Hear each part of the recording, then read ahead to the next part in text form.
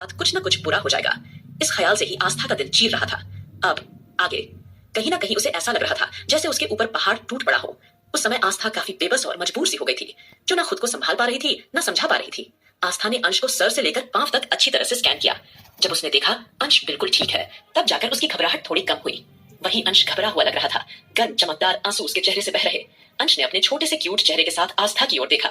उसके चेहरे पर गहरे चोट का एहसास नजर आ रहा था। उसने अपना सिर हिलाया, जैसे कह रहा हो, मम्मा अब मुझे अकेले छोड़कर कहीं मत जाना। सम्राट के बारे में सोचकर आस्था की आंसुओं से भरी लबालब आंखें सुर्ख लाल हो चुकी थी, जिनमें गुस्से और नाराजगी के अलावा और कुछ दिखाई नहीं दिया था। आस्था किसी भी हालत में यह बर्दाश्त नहीं करने वाली थी। वो अपने इमोशंस जाहिर करते हुए बोली, अब हम अपने बच्चे को छोड़कर कहीं नहीं जाएंगे। जैसे जैसे आस्था आगे बोलती चली गई, उसकी सिसकियां तेज होती चली जा रही थी। वह अपनी छाती पर हाथ रखकर उसे सहलाने लगी। उस सम्राट की हिम्मत कैसे हुई कि उसने एक बार फिर हमारे बेटे को अगवा करने की कोशिश की। आस्था का शरीर गुस्से में कांपने लगा था, जबकि उसके चेहरे का एक्सप्रेशन बदलकर सख्त हो गया था। वही दूसरी ओर सारे लड़के पहले ही अरमान के पीछे पीछे चल दिए थे, इसलिए सारी लड़कियां आस्था के पास ही रह गई थी। वहीं रश्मि की हालत बहुत खराब हो चुकी थी, क्योंकि अंश के गायब होने का एहसास सबसे पहले उसी को हुआ था और वो इस हादसे से काफी प्रभावित भी हुई थी, इसीलिए उसकी तबीयत थोड़ी बिगड़ने लगी थी। आकाश उसे फौरन अपने कमरे में आराम करने के लिए लेकर चला गया था। अब जबकि आस्था अपने दिलो दिमाग में चल रही उथल पुथल और उससे होने वाले दर्द को बर्दाश्त नहीं कर पा रही थी, उसने सबकी ओर देखकर एकदम से कहा, हमें नहीं लगता कि हम आज शाम को डार्क विला जा पाएंगे, क्योंकि अगर हम सम्राट यानी उस ब्लैक डेविल किंग का चेहरा देखेंगे तो हमें सिर्फ और सिर्फ यही याद आएगा कि उसने हमारे बेटे को अगवा करने की कोशिश की थी।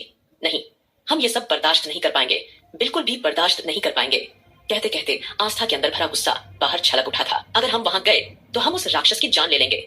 ये बात आस्था ने पूरी तरह से बेकाबू होते हुए कही थी। उसने सभी लड़कियों को साफ शब्दों में कह दिया था कि वह अपने बेटे को अब एक मिनट के लिए भी अकेला नहीं छोड़ेगी, बिल्कुल भी नहीं छोड़ेगी। इतना कहने के बाद आस्था बेचैन होते हुए अंश को लेकर फौरन वहां से अपने कमरे में चली गई थी। वही सभी लड़कियां आस्था की बात सुनकर थोड़ी परेशान हो गई थी। वहीं अरमान, जो अपने कमरे की ओर जाना चाह रहा था, लेकिन अब अविनाश और अबीर साथ ही साथ ध्रुव सुमित अरमान को लेकर स्टडी रूम में आ गए थे। वहां उन्होंने अरमान को पूरी तरह से शांत कराते हुए समझाना शुरू किया। आपको इस तरह से सबके सामने मर्डर नहीं करना चाहिए था भाई। आपने देखा नहीं कि सब लड़कियां किस तरह डर गई थी। आपका असली रूप सबके सामने आ सकता था। अरमान अभी भी चुपचाप ही था, शायद उसके मन में कुछ और चल रहा था। अरमान ने केवल तिरछी नजर उठाकर सबको देखा, लेकिन किसी को कोई जवाब देना जरूरी नहीं समझा। तभी अचानक अविनाश का फोन बजने लगा। फोन उसके दादाजी का था, इसलिए वो बात करने के लिए वहां से बाहर निकल गया। ध्रुव, जिसे आज वंशिका को लेकर प्रोफेसर प्रशांत से मिलने जाना था और एंटीडोट भी तैयार करना था, लेकिन अब अरमान को संभालने के लिए बाकी सबके साथ वो स्टडी रूम में मौजूद था। अरमान ने अचानक ध्रुव को टेढ़ी नजरों से देखते हुए पूछा, तुमने एंटीडोट पर काम करना शुरू किया है या नहीं? इस पर ध्रुव थोड़ा सकपकाते हुए बोला, बस अरमान भाई, मैं जा ही रहा हूं वंशिका को लेकर। ये बोलकर ध्रुव वहां से बाहर निकल गया। अबीर सिंह राठौड़ बेख्याली से अरमान की ओर एकटक देख रहा था। उसकी गहरी आंखें चमक रही थी। वो उसे गौर से देखते हुए धीरे धीरे हर एक शब्द पर जोर देते हुए बोला, वैसे जिस तरीके से तूने आज एकदम पहले वाले अरमान सिंघानिया की तरह राजेश का अंत किया और उसके बाद एकदम अच्छे सच्चे पति की तरह अपनी पत्नी को संभाला, तब तुम्हें देखकर ऐसा बिल्कुल भी नहीं लगा कि तुम्हारी यादें चली गई हैं। अबीर की बातों में तंज सुनकर अरमान तुरंत उसके पास गया और उसकी आंखों में आंखें डालकर एरोगेंट वॉइस में बोला, मिस्टर अबीर सिंह राठौड़, जब तक यहाँ हो अपनी सोच जितने दिनों तक बंद करके रखोगे उतना तुम्हारे लिए बेहतर होगा। ज्यादा जानने की कोशिश मत करो, समझे? अबीर को अपनी जलती हुई नजरों से घूरने के बाद अरमान बड़े ही एटीट्यूड के साथ वहां से बाहर निकल जाता है, क्योंकि उसे आस्था के बारे में उससे ज्यादा बात करने का कोई शौक नहीं था। वहीं अबीर झुंझलाते हुए अपने बाल नोचने लगा और वह अपने होंठों चबाते हुए मन में बोला, जब देखो मुझे धमकी देता रहता है, पता नहीं कैसा एटीट्यूड है इसका, और आस्था ने इसमें क्या देख लिया है। इतना कहने के बाद अबीर ने बुरा सा मुंह बना लिया। वही अरमान सीधा अपने कमरे में चला गया। उसने देखा कि इस वक्त आस्था अंश को सीने से लगाए बैठी हुई थी। अरमान ने आगे बढ़कर अंश को आस्था की गोद से ले लिया। आस्था उसे रोकने के बारे में सोचती रह गई, लेकिन तब अरमान ने उसे गहरी नजरों से देखा, फिर उसे भी अपने सीने से लगा लिया। अरमान के दिल और दिमाग में छाया हुआ गुस्सा अचानक से गायब हो गया और एक बेचैनी भरी फीलिंग्स उस पर हावी होने लगी थी। आस्था ने किसी ऑक्टोपस की तरह जकड़कर अरमान को गले से लगा लिया। उसने अपने सर को ऊपर की ओर उठा लिया और अपनी आंखों में आंसू बहाते हुए उसे देखा। आस्था हैरानी से अरमान को देख रही थी। एक पल के लिए उसका दिल धक सा हो गया। उसकी आंखों में हल्का सा पानी आ गया।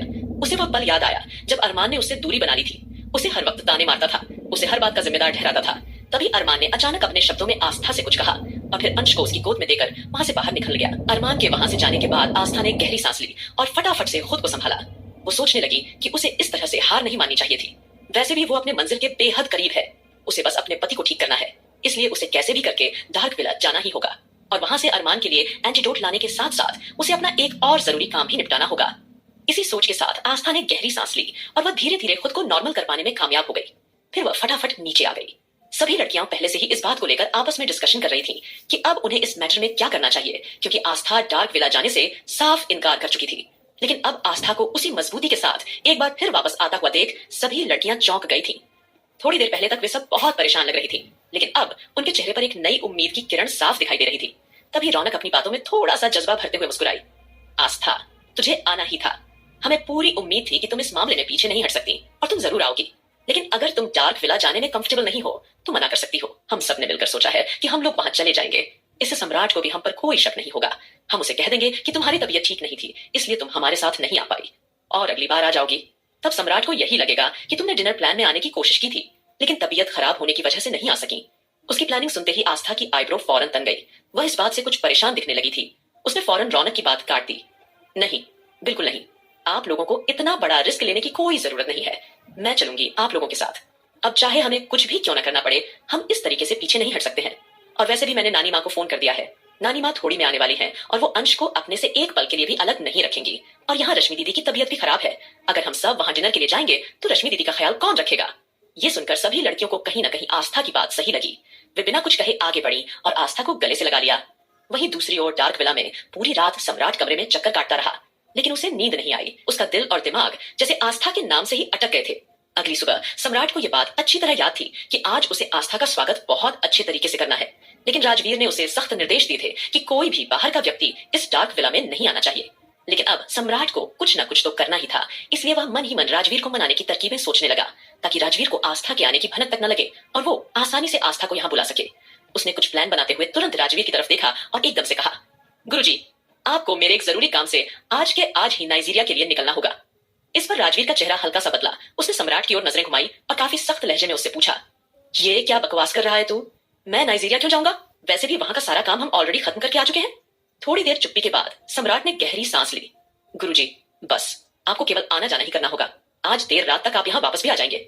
इतना सुनते ही राजवीर की सुर्ख आंखें डगमगाने लगी थी।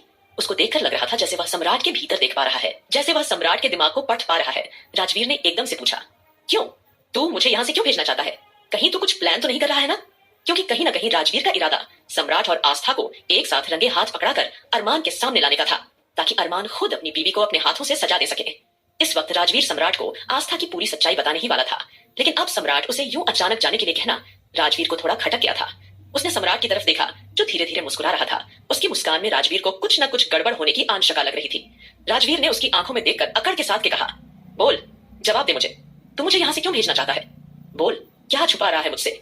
इससे पहले कि सम्राट कुछ जवाब देगा, अचानक बाहर से कुछ चीखने चिल्लाने की आवाजें आने लगी। अब जैसे ही उन्हें किसी लड़की की चीख पुकार की आवाज सुनाई देने लगी, वैसे ही राजवीर और सम्राट दोनों का चेहरा बदल गया।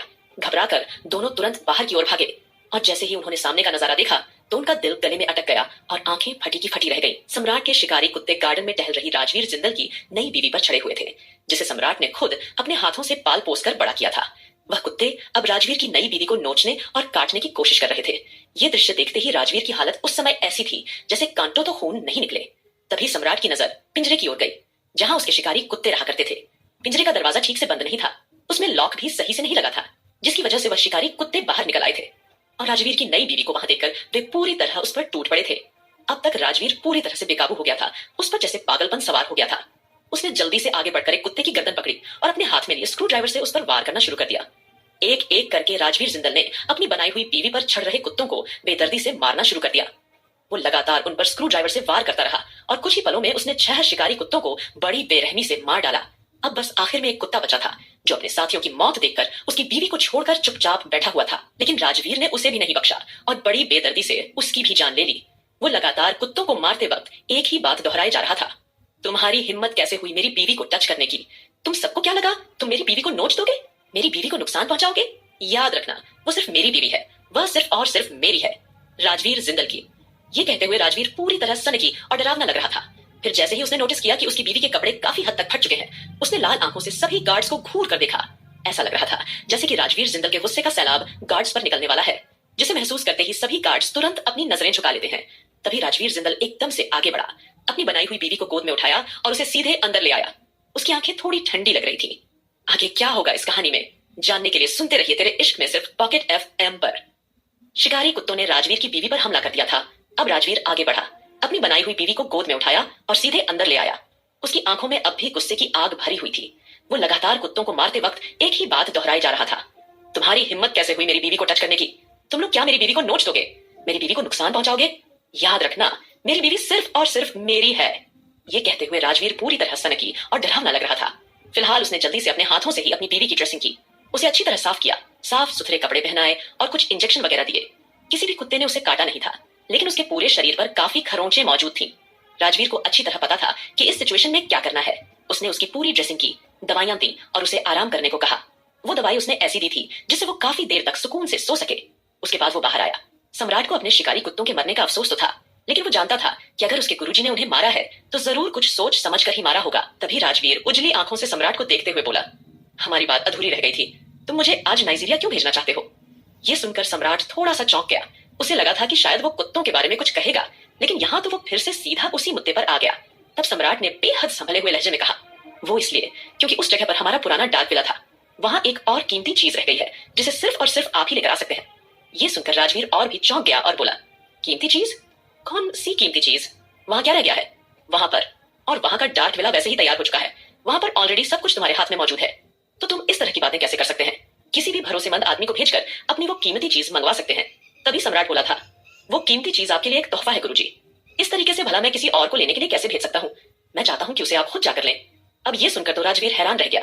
फिर अगले ही पल वो बोला था, ठीक है, अगर तुम चाहते हो कि मैं वहां जाऊं तो मैं चला जाता हूँ, लेकिन मैं अपनी बीवी के बिना कहीं नहीं जाता। आज उसके साथ इतना बड़ा हादसा हुआ है और अभी उसे बुखार भी चढ़ सकता है, तो मैं उसे लेकर सफर नहीं कर पाऊंगा, इसलिए मैं कल चला जाऊंगा उसे लेकर। तभी सम्राट बोला था, ऐसा कैसे हो जाएगा? और वैसे भी वो बीमार है, मैं उसके कमरे का दरवाजा बंद करवा दूंगा, वो कमरे से बाहर नहीं निकल पाएगी और ना ही कोई उसे देख पाएगा। लेकिन आपको वो गिफ्ट लेने तो आज ही जाना होगा गुरुजी। वैसे भी मैं आपका चेला हूँ, आपको मुझ पर भरोसा करना चाहिए। अगर मैं आपको कोई स्पेशल गिफ्ट लेने के लिए भेज रहा हूँ तो आपको जाना चाहिए। अब ये सुनकर राजवीर ने गहरी सांस ली और मन ही मन बोला था, कहीं मेरे पीछे ये कोई बेवकूफी ना कर दे, लेकिन अगर ये इतने यकीन से कह रहा है तो जरूर कुछ ना कुछ होगा। राजवीर पर जाने जोश चढ़ चुका था और वो बोला था, ठीक है, मेरे लिए चॉपर रेडी करवाओ, मैं आ रहा हूँ। और हाँ, रात से पहले मैं अपनी बीवी के पास वापस भी आ जाऊंगा। वो चीज कहाँ है, उसकी डिटेल्स मुझे दो। ये बोलकर सम्राट ने उसे अपने शब्दों में सारी जानकारी बता दी। उसने जल्दी ही राजवीर के लिए सब कुछ रेडी करवाया और उसे वहां से रवाना कर दिया। राजवीर के जाने के बाद सम्राट ने गहरी सांस ली और मन ही मन बोला था, माफ करना गुरुजी, सरप्राइज तो वैसे भी आपके लिए है, आप निराश नहीं होंगे उसे देखकर, लेकिन आज आपको भेजना मेरी मजबूरी थी।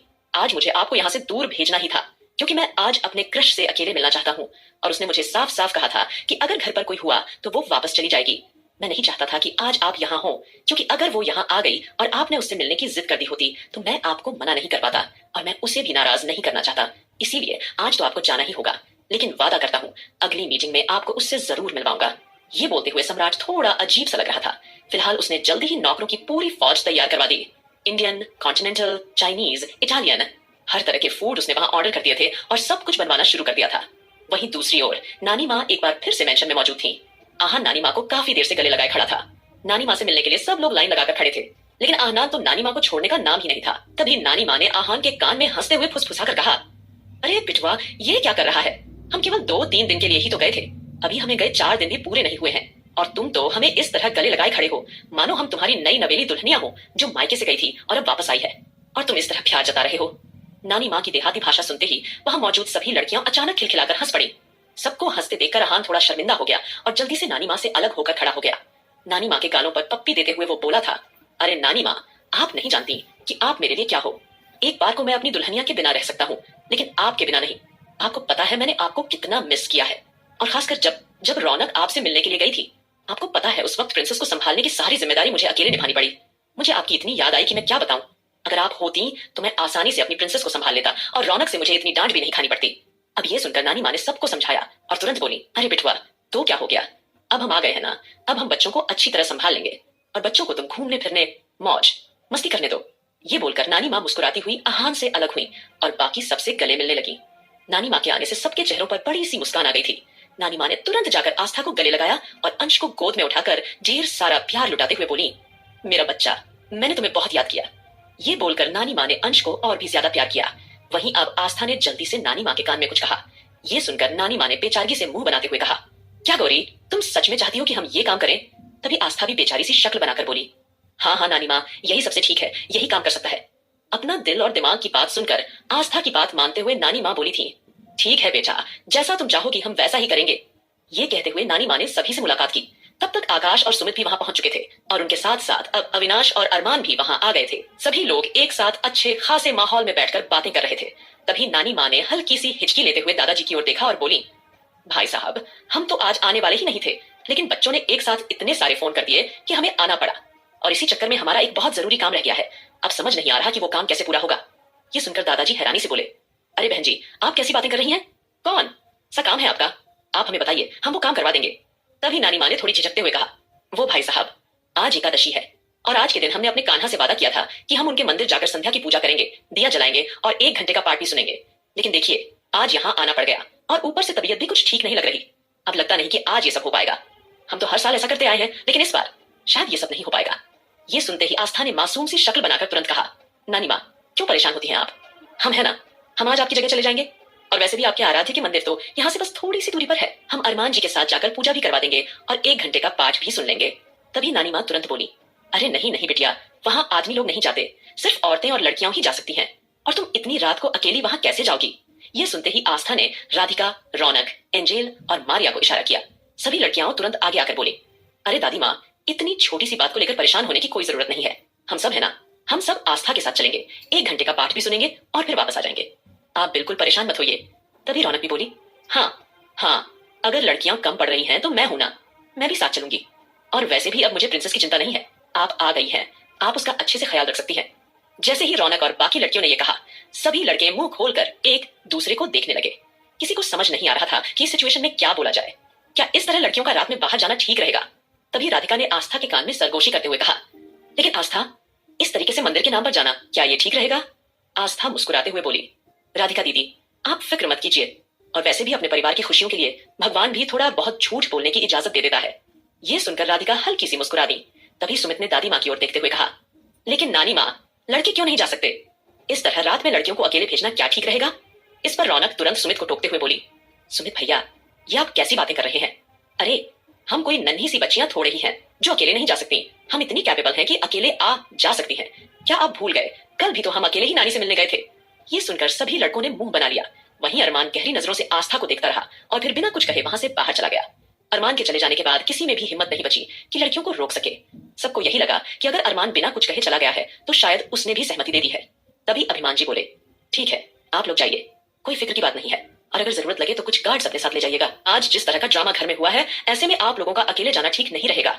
इस पर आस्था बोली, नहीं नहीं पापा जी, उसकी कोई जरूरत नहीं है। वैसे भी घर की सिक्योरिटी और बढ़ा दी गई है, अब कोई भी बाहर का अननोन पर्सन अंदर नहीं आ सकता। और मुझे पूरी उम्मीद है कि मंदिर जाकर थोड़ा सा पूजा पाठ करूंगी तो मेरे दिल को भी सुकून मिलेगा, क्योंकि मेरा दिल इस वक्त बहुत ज्यादा गम से भरा हुआ है। आस्था की ये बात सुनकर अभिमान जी ने उसके सिर पर हाथ रखते हुए कहा, बेटा जी, सब ठीक हो जाएगा, तुम्हें बिल्कुल भी परेशान होने की जरूरत नहीं है। वहीं दूसरी ओर आस्था ने फटाफट सब लोगों की ओर देखा और फिर सभी तैयार होने के लिए निकल पड़े, क्योंकि अब ज्यादा वक्त नहीं बचा था। वहीं दूसरी ओर राजेश की मौत के बाद उसकी डेड बॉडी को सिंघानिया मेंशन से बाहर ले जाकर फेंका गया था। ये पूरा दृश्य तो जलती हुई आंखों ने देख लिया था। वो कोई और नहीं बल्कि संजना सिंह थी। संजना अस्पताल में राजेश से मिलने गई थी क्योंकि उसे राजेश के बारे में सब कुछ पता था। वहां पहुंचकर उसने राजेश को देखा जो कुछ दिन पहले ही कोमा से बाहर आया था, लेकिन अरमान के डर से उसने डॉक्टरों एक्स को किसी को भी ये बात बताने से मना किया था कि वो होश में आ चुका है। लेकिन संजना को इसकी खबर लग चुकी थी। वो सीधे राजेश के सामने पहुंची और सिंघानिया परिवार के खिलाफ उसके कान भरने लगी। उसने राजेश को उकसाया और कहा कि अगर वो एक बार अंश को किडनैप करके उसकी जान ले ले तो वो उसे मुंह मांगी कीमत देने को तैयार है। संजना की बातों में आकर राजेश को लगा कि उसकी जिंदगी अब पूरी तरह सेट हो सकती है। इसी लालच और उकसावे में आकर वो एक बार फिर सिंघानिया मेंशन जाने की गलती कर बैठा और इस बार उसे अपनी जान से हाथ धोना पड़ा। जैसे ही संजना ने राजेश को आखिरी बार देखा, वो अपने बाल नोचते हुए जोर जोर से रो पड़ी। आगे की स्टोरी जानने के लिए बने रहिए दोस्तों और सुनते रहिए पॉकेट एफएम। दोस्तों, आज का ये एपिसोड